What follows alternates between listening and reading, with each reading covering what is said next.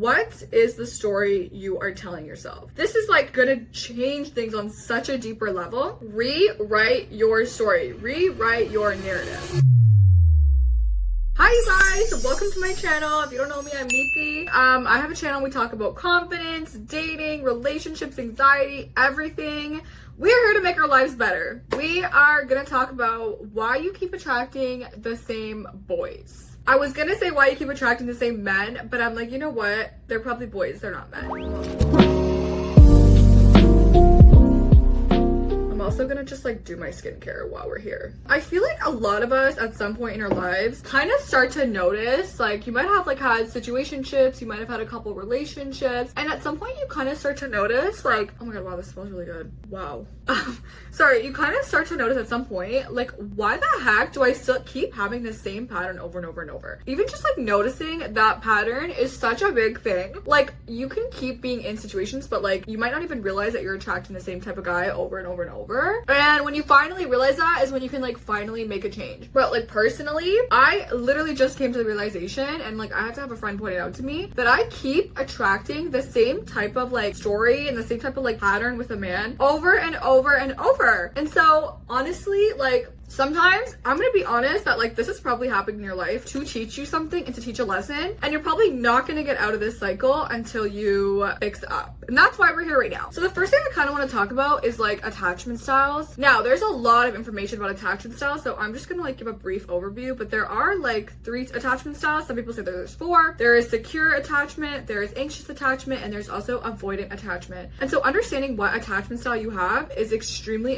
important, because it basically explains how you show up in relationship, what gives you anxiety, how you are, and then also like the type of partner you will attract. Everything obviously relates back to your childhood. So you might have had a parent who maybe wasn't super consistent. Maybe you were getting reassurance from your parents sometimes, but sometimes not. And so what you've kind of developed now in relationships is like, you aren't really sure if someone's always going to stay or someone's always going to reassure you to be around. So you always need like a sense of reassurance. I was somebody who's anxiously attached. You often are like needing reassurance. You see the best in people. You attract the guys who are emotionally unavailable, and you are just like, you really want commitment, you really want to be reassured a lot, you kind of like really need that external validation from a man. Now the opposite is when you probably in your childhood just didn't get any like reassurance, or you probably learned that like you cannot depend on your parents. So how that's kind of shown up in relationships is that you were just almost like kind of hyper independent, and like maybe you get kind of scared when somebody gets too close, and so you kind of like push away. You just don't like to feel like somebody's clinging to you, when in fact they're probably not clinging. You're just really scared, or you just like are not used to having this sense of somebody wanting you, you know what I'm saying? And so you're really avoidant. You kind of just like avoid relationships. A typical like, oh my god, I get scared when it gets too serious. Now the third attachment style is secure attachment. Secure attachment is where you kind of have this healthy balance in terms of like, well, when you were a child, you probably always got that reassurance from your parents. You always knew that they would come back, they would comfort you, they would be there for you when you needed it. And so how you are in relationships is you show up healthy. Basically, you are attached to your partner, but you're not needy, but you're also not avoidant. You have a healthy relationship where you want them, but you don't need them. You don't avoid them. You're not scared of commitment, but you're also not like in need of validation and constantly running after people. You're secure within yourself. So there's a lot more details on attachment style that I think that any of this kind of resonated with you, or if it made you feel like this sounded like you, then definitely research the different attachment styles. There's so much on it. There's also a book called Attach, which I'll link below, which is amazing, explains attachment style. So once you know your attachment style, you can figure out what kind of guy you attract. For example, I used to be somebody who was extremely anxiously attached. And the thing is when you're anxiously attached, you kind of want, because of your childhood of maybe like your parent was busy, maybe like they weren't always there for you or like something, you always want the busy person or the unavailable person to reassure you. And so what happens is you attract the avoidantly attached people, the ones who are not emotionally available for you. And so it keeps you in this loop. It's like tug of war. It's like, I'm anxious, reassure me, and the guy's pulling away, and it's like, no, but I'm anxious, but reassure me. And so that's kind of like how I was. And so I would always attract the emotionally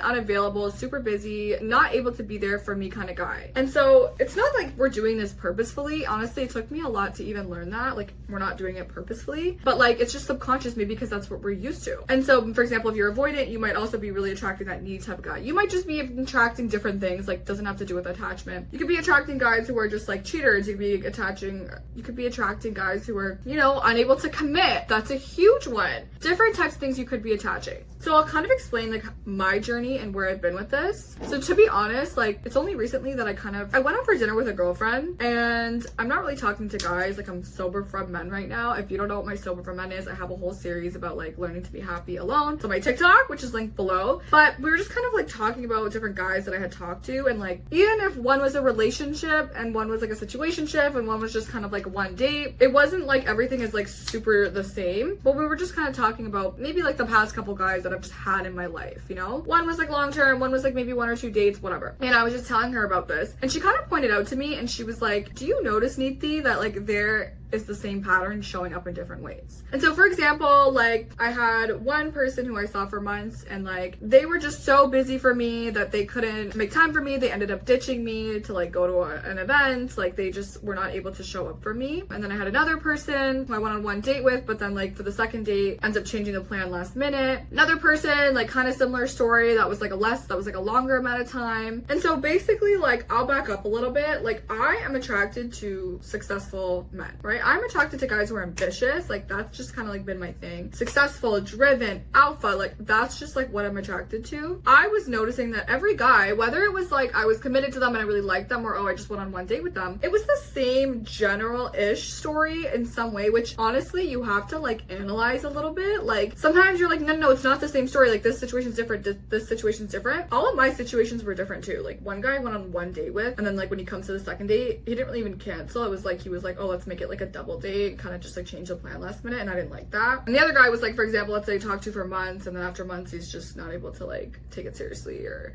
prioritize me. That was the thing, is like I kind of felt like I wanted to be prioritized and I wasn't being prioritized in these different situations in different ways. So take a look, like even at just like the last like 4 or 5 maybe people you've even talked to, situationships, relationships, like whatever, and see like what is the underlying theme. Like my underlying theme was like I'm not being prioritized. It can show up in different ways and it's just different degrees, but that's how I felt. I felt like I wasn't being prioritized. And so if we back up, I've always been attracted to super successful men. And so what just kept coming to me is like successful men are so busy, or successful men are just, I don't know, so in their own world that they can never make me a priority. And a lot of times that would show up like them not being able to make a plan with me properly or stick to it, or like see me regularly, or like, you know, not cancel on me. And it would just keep reaffirming this in my head that like I'm not a priority. I'm not a priority to them. I'm not important to them. And that was an insecurity I'd always had because I was anxiously attached, just something like I guess from my childhood. And so I just kept getting the same message in different ways, and it literally, I didn't even clue into it, I would say, like until my friend kind of connected the dots for me and was like, well, do you see that every single guy in their own way, no matter what they didn't make you feel like they were a priority? And then it just kind of keeps reaffirming this, and you just like don't feel good after. And I was like, you know what, like you're right.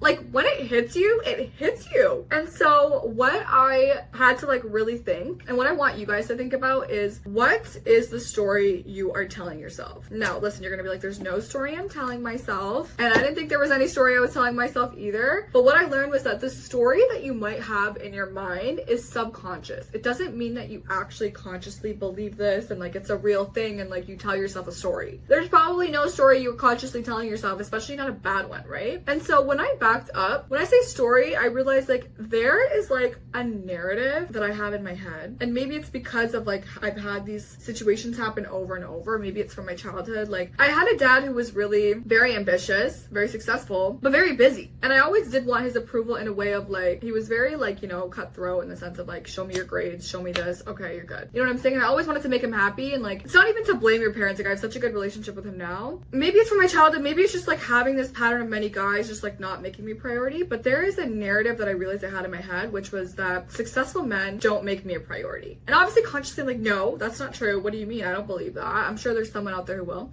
But no, you have to think into your subconscious, what is the narrative that you might even just like have like subconsciously developed, even though you know it's not necessarily true. And so mine is that, okay, successful men don't make me a priority. Yours could be, every guy ends up cheating on me, every guy ends up finding a prettier girl, men are not able to commit in this this generation. That's a very common one. And so you have to think like, what is the story? Realizing though that like having this negative narrative, it's not your fault. It's not like to be mad at yourself or anything. Like obviously I consciously would never like say that or think that, but like something has obviously put that in there. And if you're having trouble kind of finding what the story is, I think just like keep thinking, what is the pattern? What do I keep getting? And even if you're like, no, I don't know if that's my story, like whatever the pattern is, that probably has something to do with like a narrative that you're telling yourself. Or like even sometimes we say things as jokes. Like I hear all the time, oh my god, you know, men in this generation don't commit. Well, if you keep saying that and you keep thinking that, that's exactly what you're gonna get, right? And so what we need to do, which I think this is like gonna change things on such a deeper level, rewrite your story, rewrite your narrative. And even though you weren't consciously thinking this negative narrative, I have to literally say to myself every day, ambitious, successful men prioritize me. Ambitious, successful men love me. They make time for me. And like, not even just saying it, I have to truly like think about it every day and be like, you know what? There is successful and ambitious men out there who will prioritize me because I'm X, Y, and Z.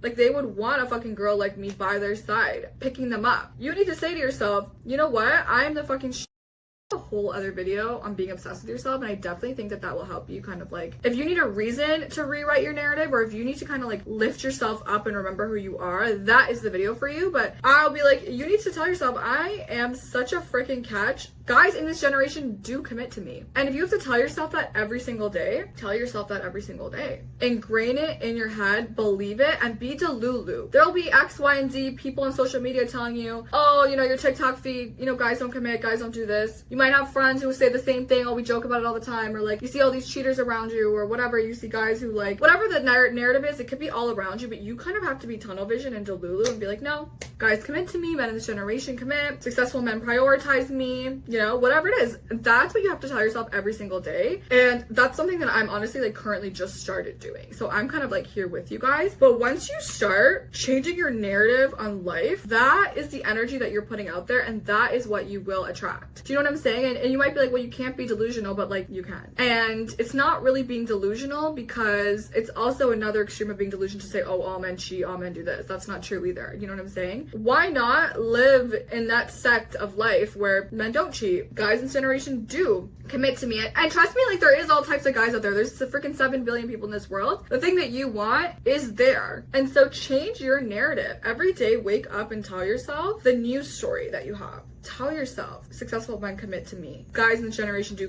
whatever, commit. People prioritize me. Guys think I'm beautiful. Whatever it is, wake up and tell yourself that every single day and feel it and imagine it. And I feel like from there is when your life will completely change. And that is when you are kind of like in that mind frame and admitting that energy is when you will attract the guy who actually does it. And it will happen. It'll happen when you're not obsessing over it and you're not being negative and admitting like negative comments and a negative narrative. And I do want to emphasize that, of course, like I was never out here saying, oh, successful men don't prioritize me. I never like attracted that in a sense, but it was maybe subconscious, maybe from my childhood, maybe from like the guys I had seen. And so now I've started just telling myself successful men do prioritize me. And I feel like I'm here with you guys. I mean, when I have a successful man, I will keep you updated and tell you, but like that is almost the world that you need to live in, and that's how you're going to start attracting like, and no one wants to live in that pattern of like attracting the same guy, because girl, if you wanted those type of guys, like it would have worked out by now. I'm sure you yourself are sick of attracting the same man over and over and over in different ways. Like you're like, I'm done, right? And instead of blaming the man and being like,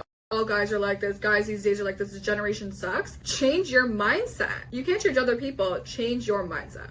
So that is everything that I really had to say in this video. I really think you guys should research attachment styles. I do have another video on anxious attachment. Watch my other video on being obsessed with yourself. That really has helped me with dating and just like self-love stuff. You can follow my Instagram and my TikTok. I post a lot of like daily things, lifestyle tips, sober for men, shorter form content. I also have a lot of other YouTube videos. So if you like this video, please like, comment, subscribe. I am here for the girlies, and we are just becoming bad bitches. No, we are just becoming the best versions of ourselves, and that's what I'm here for. Okay, love you guys. Thank you.